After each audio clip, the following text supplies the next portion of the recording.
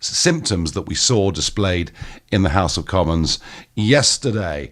Now, before I get back to your calls on what is happening with social distancing after yesterday's Black Lives Matter protest, and indeed Labour's Barry Gardiner getting into the middle of a crowd, has it now become optional? And what do we think about that?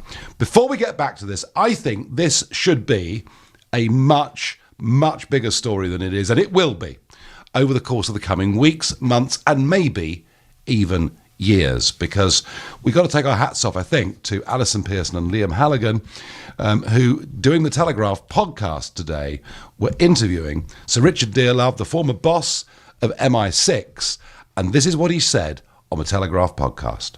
I do think that this started as an accident. Okay, once it started, there are things about the Chinese behaviour which are completely shocking, but there was nothing deliberate about the origins of it. So nothing deliberate about how this spread, but the suggestion in this report that Sir Richard Dearlove refers to, and this is a man who spent 38 years with Britain's intelligence service, rising to the top of MI6, and the report says, or suggests, that the virus was engineered by Chinese scientists. And that is, we've heard rumours and gossip about, did this really come from bats?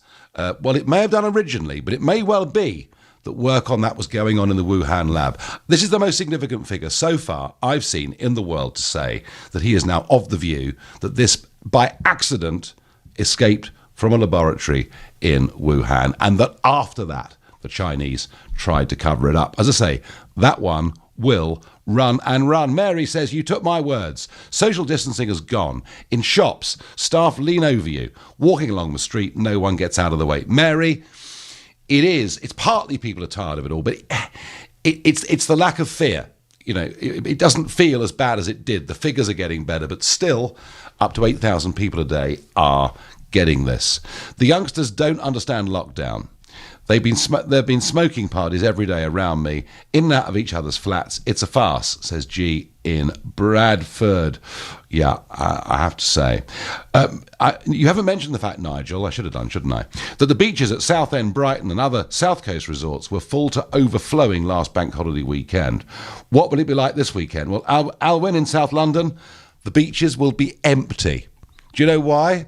Not because everyone's going to start behaving, but because the weather's going to be awful. It's going to be southwesterly, windy, with rain mixed in. So that's a different reason why they won't be busy. Yeah, beaches were packed, but I guess it is possible, isn't it, to go to a busy beach and social distance?